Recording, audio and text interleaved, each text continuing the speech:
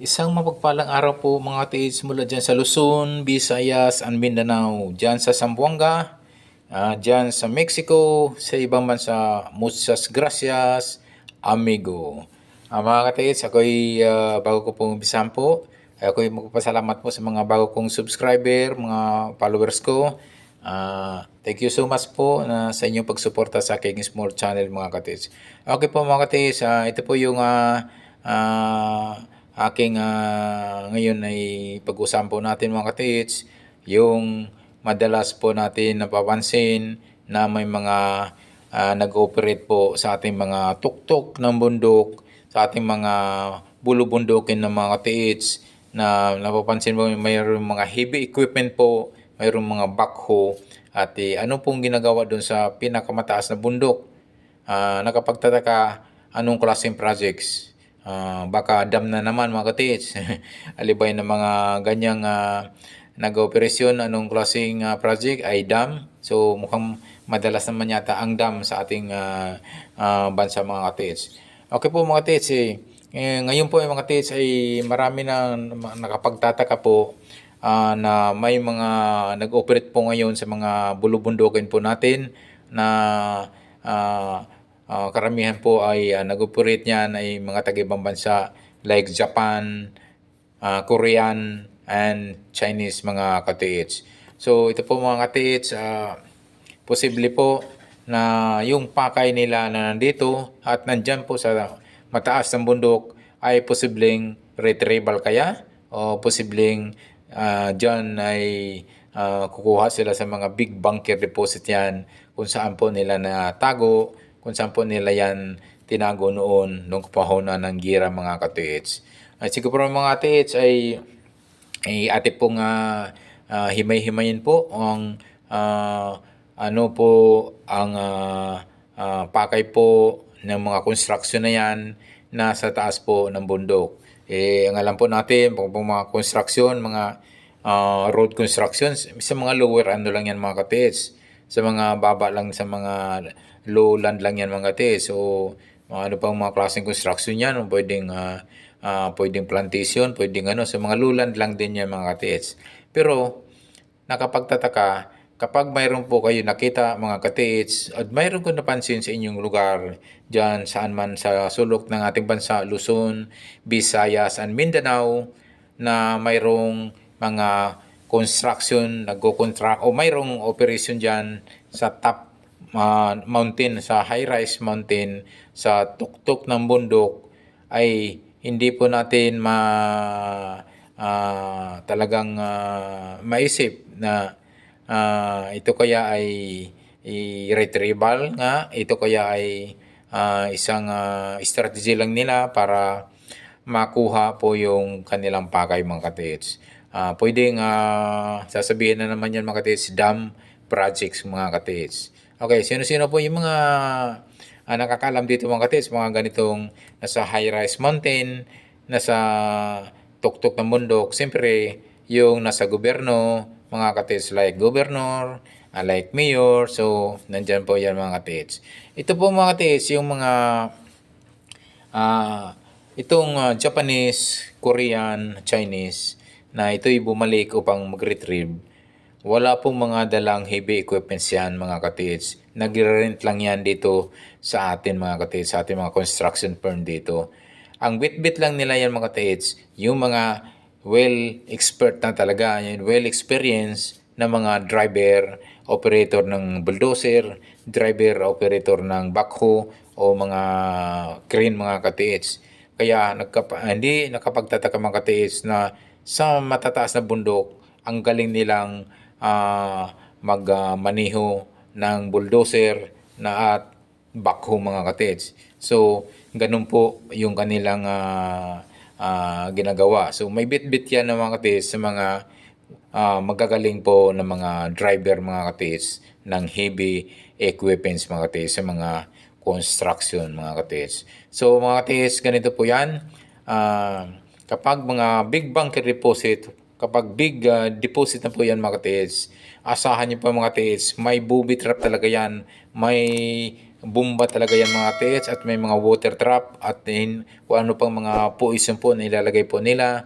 Minsan pa nga mga katiits, ayan ay pinapasabog pa yung pinaka-entrance noon para lang mag-close at hindi malaman at hindi makita, mahalata na mayroon palang entrance dyan na kung saan nila pinasok yung mga gold bar na kanilang tinatago mga katiits. So ganito po yung mga katiits. Siyempre sa katagalan, sa paglipas ng panahon ay tutubuan na po ng mga damo yan, magiging forested na yan. Pero ang nakakaalam po niyan ay yung mga naglagay po na yan. Siyempre yung mga Japanese soldier, o yung mga general, o yung mga Korean, o at yung mga Chinese mga katiits. So sa retrieval mga katiits, kung bakit napakadali nila makuha. Meron minsan mga katiits, minsan 3 buwan lang o 1 buwan lang, 2 buwan lang. Kasi nga, ang ginawa nila mga katiits, hindi po sila mag-retrieve po kung saan yung entrance. Opposite po ang kanilang pag-retrieve sa kanilang pagkuha po ng mga deposito na nakatago niya mga katiits. Kung halimbawa, sa norte po yung entrance mga katiits, norte po, hindi po yan sa norte sila maghuhukay, kundi dito po yan sila maghuhukay sa may south. So opposite, alam kasi nila mga katiits na may bomb trap yan, mayroong mga booby trap, yung entrance na yan mga katiits. Kaya nga minsan yung ating mga katiits na mga nakasumpong at nakakita po ng mga ganyang at nakahukay ng mga mukhang pintuan o mukhang tunnel, napaka-delikado talaga yung mga katiits kasi nga minsan yung tunnel na yan talaga ay lalo na kapag tama yung tunnel na yan at mayroong laman yan, mayroong niya mga danger, mayroong bomb trap yan, may mga water trap, mayroong mga booby trap yan mga katiits. So, ang ginagawa po ng mga retrieval po ng mga ganito pong kung bakit ganun kadali. Minsan, 1 buwan lang, 2 buwan. Matagal na sila yung 3 buwan mga katiits. Ang ginawa po nila mga katiits, hindi po yan dadaan sa entrance. Dahil alam nila may bomba, may trap yan, may booby trap, at mayroong danger doon. Ang ginawa po nila yung mga katiits, kung dyan ang entrance nila noon na pinasukan, kung saan nila dinaan sa bandang norte, maghuhukay po yan mga katiits sa may south. So opposite. Madali nga naman at walang danger doon sa opposite side ng south. Kasi nga, ang entrance no na pinasukan nila, kung saan nila pinasok, ay bandang norte. So, ang ginawa nila mga katisyan, ini-script po nyo, dahan-dahan po nila yan, inuhukay at tinatapisan yung bundok kung saan po nila yan linalagay. So, ganun po sila galing. Tapos pag mayroon naman sila mga ganyang medyo mababaw lang na ay talagang inuhukay na lang nila ng bakhuyan para sa quick retrieval po ng items mga katiits. So, ganyan po ang ginagawa ng mga Japanese, Korean po at Chinese mga katiits sa pag-retrieve ng mga big bunker deposit, mga big deposit ng mga gold bar na nakatago ngayon sa na scattered ngayon sa ating bansa sa Pilipinas mga katiits. So mga katiits, ganito po yan. Sila po ay talagang alam po nila kung saan nga nakatago yung mga big bunker deposit. So magpapanggap yan ng mga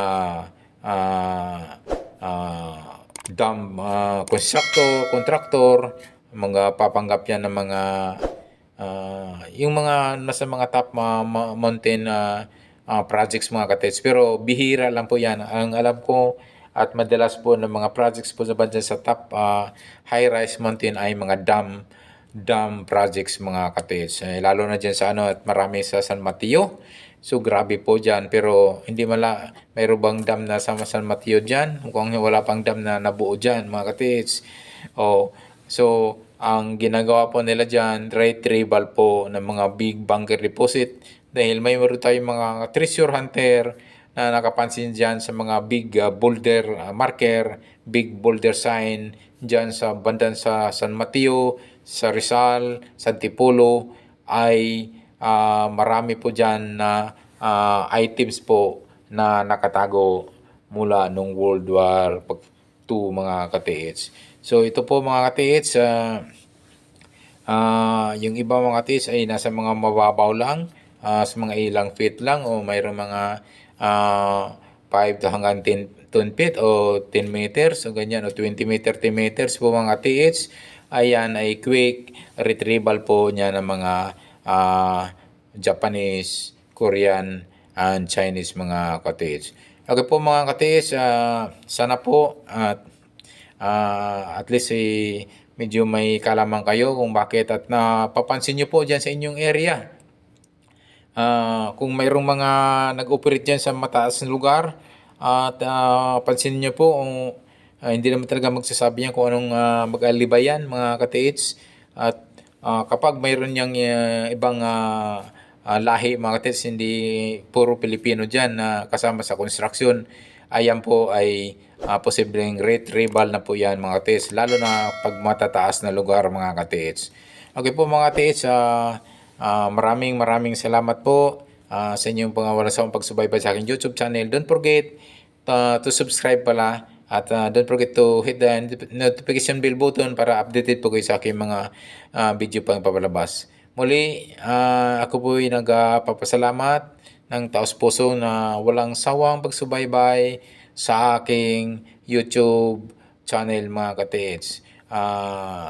Tayo harinawa, tayo pagpalain ng buong may kapal, at tayo bigyan ng biyaya at yung ating mga local na treasure hunter na dapat ay nakahits na. Kahit mga giveaways lang at million na rin yan mga katiits ang halaga dahil valuable items na po yan. Thank you so much. God bless us always mga katiits.